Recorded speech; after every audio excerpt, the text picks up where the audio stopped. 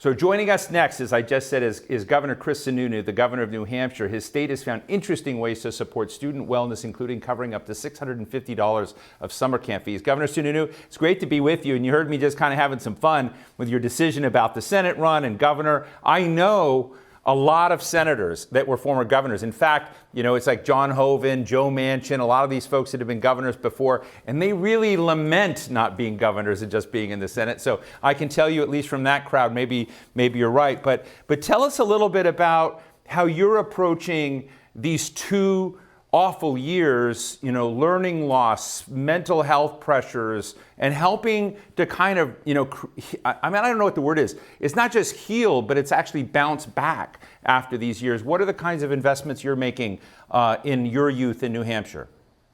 Well, first, a big thanks. Thanks for having me on. I think we have to cover something very important first. Thin mints are the best, but they got to be in the freezer. You got to get them out of the freezer very cold, and then otherwise you got to go with the Samoa.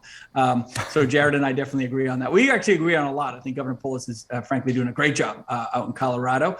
I think a lot of governors are, because we've had such tough years. And as he talked a little bit about, there has been some flexibility with CARES Act money and ARP money to really innovate and try new things, because the impact of COVID has hit kids so hard, especially in schools. Now, here in New Hampshire, we have some phenomenal public schools, some of the highest ranked public schools in the country. Very proud of our schools. I'm the first governor in 25 years to come up through the public schools of New Hampshire. But especially during COVID, you had a lot of individuals and a lot of children just fall through the cracks. Some kids were fine on Zoom, but a lot weren't. And so it's not just an exacerbation of that academic gap, but the mental health gaps and whatnot. So trying to be very innovative, looking to the summer. A lot of places said, well, kids missed a lot of school, so we'll have them make it up during the summer. Terrible idea. Really terrible idea. Because if anybody needs a break, it's those kids. They need to re-socialize. They need to get out. They need to enjoy the outdoors. And so what we do is we invested a lot of our dollars into those types of programs to kind of bridge the gap on the mental health challenges, bridge the gap on the opportunities. The key to education is very simple: opportunity. It really, really is. And trying innovative things and not saying, well, the system needs to go here. It's the individual needs to go here. And so what do I do with my system to wrap my system around the needs of that individual? And that's really the opportunity I think a lot of states are challenging themselves with, seeing what can be done. If you're going to have the same system running like it was 1985, it ain't going to work. It's just not. So, in some ways, there was an opportunity with COVID, with the federal money coming in, to really be creative and innovative. And again, it's making sure they have their pathway. My job isn't to tell them what their pathway is. It's just to open up those doors of opportunity. So whether it's school choice, which we got here, especially for lower and middle income kids across the state, whether it's expansion of our charter schools, whether it's expansive tutoring and home programs, our Learn Everywhere program, where you don't have to, even if you go to the public schools, which are phenomenal, you can take classes other places and get credit for it in the school. Your path is what's going to make you successful. You've got a program up there. I don't know if I'm just reading about it in my notes. It's called the New Hampshire Department of Education 603 Bright Futures Survey. Now, what I think it's a show and tell, and you've got parents and teachers and administrators all coming to share perspectives and experiences from different schools. So it sounds like a state show and tell program of like what's promising. Are you involved with that? Is there something that, that's something Colorado might look at, or Florida or other places? Because, I got to be honest, I do a lot of traveling in this country. I do a lot of speaking about foreign policy, but I would go try to, stick my head into local issues. This is a topic that's full of anguish and concern and anxiety. People want their kids to do better, but when you really kind of remove the veneer off, not only do you have the mental health stress and all of these issues, you have a lot of debate, political debate, about what ought to be out there in terms of how we approach this. And so I like these constructive models. And you're from a crazy state where half the state, thinks one way and half the state thinks the other, which makes it so interesting. So is this a constructive and positive form of show and tell? Absolutely, because the stakeholders have the answers, right? The answers are not in the four walls of the State House. I don't have all the answers. We are the tools, and it's our job to go out and find those stakeholders, find out where those barriers are, make sure that they have a voice and an input, and not just, well, we're going to have another blue ribbon commission that studies this and they can get a report out next year, blah, blah, blah. That's a bunch of garbage. We want stakeholders to come to the table, give ideas, and then it's our job to move quickly. And with the flexibility that the CARES Act money provided, and a little bit with the ARP money and the what they call GEARS money and the ESA money that's coming in various tranches, there's a ton of money in public education right now. I mean, we put more dollars per child into public education here in New Hampshire this past year, and my guess is that's probably true in most states. But it isn't just about throwing more money at it, right? In the old way of doing it, the parents, the stakeholders. Not to get political, but Governor Youngkin really in Virginia really hit it home when he said parents matter. And that isn't just about mass or not mass. That's very short-sighted. It's really back to that concept of the individual. Let's listen.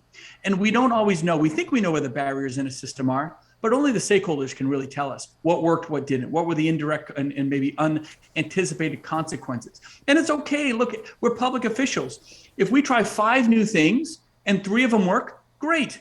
It's our job to build some flexibility in this system to say, look, these 2 didn't work. That's okay. We're going to pivot our funds, pivot our thought process and try something new. But that something new has to come from the parents, has to come from the stakeholders. And that's what that program's all about. Are you a data governor? I remember, when Mike Bloomberg was a data mayor, Eric Garcetti, even Rahm Emanuel, would say they had these little, iPads with all the data coming in. And then I met, Mike Rawlings of Dallas once, and he says, oh, I don't have one of those. I need to become a data mayor. So, I mean, part of our question is, are we learning and taking data in? Like Connecticut very clearly is, but in New Hampshire, are you, because otherwise you end up being captured by boutiques and passion. I'm just wondering, there may be things you stumble across, but you get the feedback, didn't have the impact you have, other things might have. So, are you getting data feeds on some of these experiments you're doing?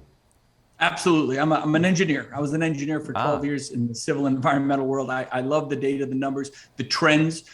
The key with data is a couple things. Number one, sometimes you're like, well, we'll just collect the data, and collecting it can be harder than you anticipate. And sometimes it's going to take 18 months to create the computer system and, to get the data. And we can't ask teachers to spend 2 hours a day just inputting the data of what happened in their classroom. That's understandable. So how are we going to make it simple and figure out, not here's 100 data points that would be really interesting, but here's the 3 or 4 that are really critical in the decision-making process. And then not just looking at it to say, here's the data, so therefore we'll do this, but using that data for, predictive analytics as well. Data can tell you not just what you've seen, but where you're going. And that way you can head some of this stuff off at the pass before, you get too far down a path. So how you collect it, how you use it, using it in the right way for both learning from the past and predicting the future, all of that really has to come into play. And it isn't just the governor sitting there with his iPad trying to figure it out. You got to have a good team. Everything is about teamwork and having folks that understand your mission, understand your goals, and don't mind giving you the good news and the bad news at the same time. And the last piece, if I may, is understanding, we're a fairly small state, 1.4 million people. We have, our city of Manchester, maybe 110,000, a lot of rural communities. We have communities with 1-room schoolhouses, and we have high schools with 2,000 kids. What is right for the high school in downtown Manchester might be very different than a rural community with a schoolhouse. And so also saying, even from a state standpoint, it isn't one size fits all. We have to allow local flexibility. Something New Hampshire does very, very well, right? We don't have sales tax. We don't have income tax. We're getting rid of our interest and dividends tax, which means the bulk of our taxes, the little bit that we have, are paid at the local level, and the bulk of that goes to schools. The reason there is that way parents can work directly with teachers, and they have a ton of input on how those dollars are being spent on their children. And so listening to those local aspects of what's happening, whether it's out in the western part of New Hampshire or in downtown Nashua, those can be 2 very different discussions, but you have to, again, allow those systems to have flexibility to design their path to meet the needs of their kids and their citizens based on the socioeconomics, based on some of the different barriers that they might have, some of the political challenges they might have. Flexibility is the key to everything.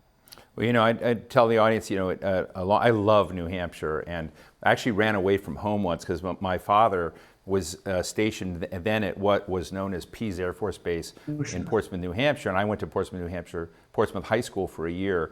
and he was going to get stationed to Japan, and I ran away because I said, no, I want to stay here in New Hampshire. So true story, actually. And well, I hope it all worked out well. Obviously, I could have been one of those 1.4 million. Right? I am in spirit. What the live free or die spirit is all about, and it's hard. Sometimes I tell young people, I lived in Massachusetts for a few years. I lived in San Francisco for a few years. I was traveling when I was doing my engineering across the country, and it's beautiful. I mean, we have this amazing country, but when it comes to the things that really matter about having a say in your family's path, having a say in education, there's no place like it. There's just no place like New Hampshire. And so, sometimes you need those experiences, and sometimes, you just love where you are.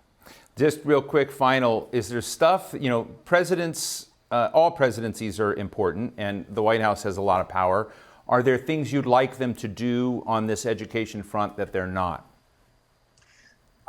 In some ways, I would say less is more. So in other words, don't throw Washington bureaucracy and Washington barriers in our way because you kind of want the one size fits all type big government mentality. Let Colorado do what Colorado does best, and we'll let New Hampshire do what New Hampshire does best. And in doing that, by the way, I can pick up the phone to the folks in Colorado. I can pick up the phone to Massachusetts or Virginia or Texas or Illinois and say, hey, we hear about this great program. How does that work?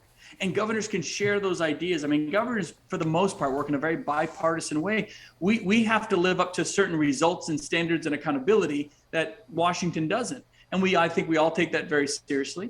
And in that sense, we're all kind of on the same team, and we're all willing to share those ideas. We did it great during COVID, but there's a lot of other areas. Mental health. How are you implementing a Medicaid-based mental health program in your high schools? Is it working? Are students taking advantage? Are other parents coming in to use those types of programs? So that's the key, is that flexibility. Don't states are the laboratories of democracy and the laboratories of innovation. So let us do what we do best and set the models for everybody else. And that is a rising tide floats all boats mentality. So Governor Chris Sununu, state of New Hampshire, really like that you heard it. Thin mints have to be frozen. If not, go for Samoas. Really appreciate it. I hope we can do this again. Anytime. Thank you guys so much.